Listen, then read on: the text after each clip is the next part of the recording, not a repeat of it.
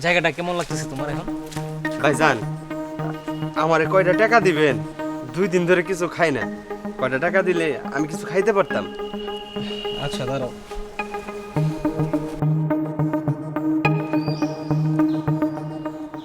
এটা আপনি কি দিলেন? আরে আমি আপনার কাছে সাহায্য চাইছি বলে কি আপনি আমার অপমান করবেন?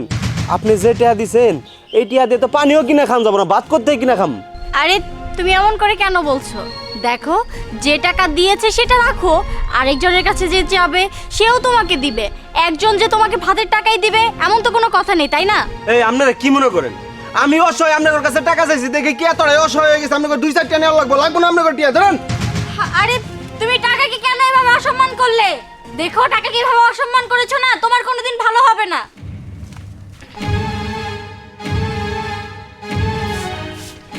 আরে কি করছো তুমি? এই যে আরে স্যার, একটু দাঁড়ান। আপনাকে গাড়িটা অনেক ময়লা হয়ে গেছে, আমি একটু পরিষ্কার করে দেই।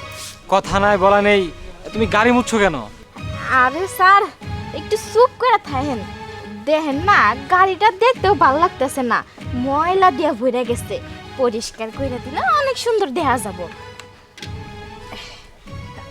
ম্যাডাম, আপনার বাইক একবারে পরিষ্কার হয়ে গেছে। আপনার এই বাইক পরিষ্কার করার বিনিময়ে যদি আমারে কয়টা টাকা দিতেন তাহলে খুব ভালো হতো। দিয়ে দাও। আচ্ছা ঠিক আছে।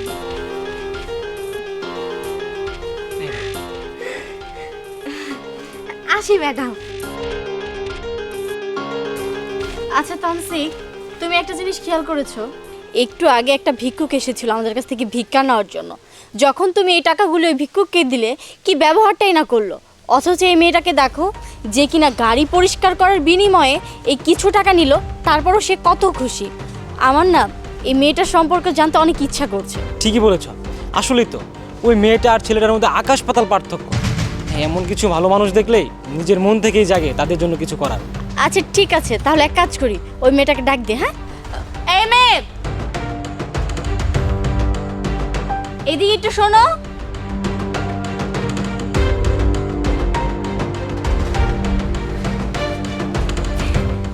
জি কোন ম্যাডাম, কিছু কবেন? তোমার নাম কি? আমার নাম বিথি। আচ্ছা, তুমি এই কাজ কেন করছো? তুমি তো পারো ভালো একটা চাকরি করার জন্য। আসলে কি ম্যাডাম, আমার ঘরে না আমার মা আছে, আর ওই মা অনেক অসুস্থ। আমার কাছে এত টাকা পয়সাও নাই যে আমি আমার মারে চিকিৎসা করামো, চিকিৎসা করাইয়া ওষুধ কিনা খাওয়ামো, আমার মারে আমি সুস্থ বানামো। নাই, এর জন্য না আমি এই কাজ করি। আরেকটা কথা ম্যাডাম, আমি কিন্তু অনেক পড়ালেখা করছি, মাস্টার্স কমপ্লিট। আর আমি যদি কারো কাছে চাকরির জন্য যাই, তারা আমাকে চাকরি দেয় না, খালি কুপ্রস্তাব দেয়।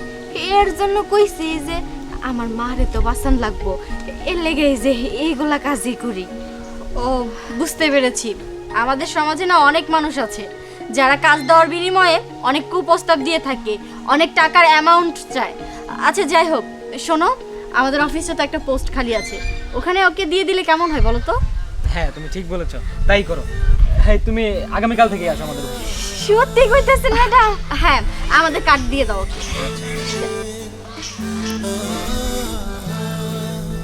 কাট না, এটাতে ঠিকানা আছে না? যাও। ঠিক আছে ম্যাডাম, আসি তাহলে। ঠিক আছে। দেখেছো মেয়েটা চাকরিটা পেয়ে কতটা খুশি হয়েছে? তার মায়ের চিকিৎসা করতে পারবো এখন। আচ্ছা ঠিক আছে, চলো আমরা চলে যাই আজকে। চলো।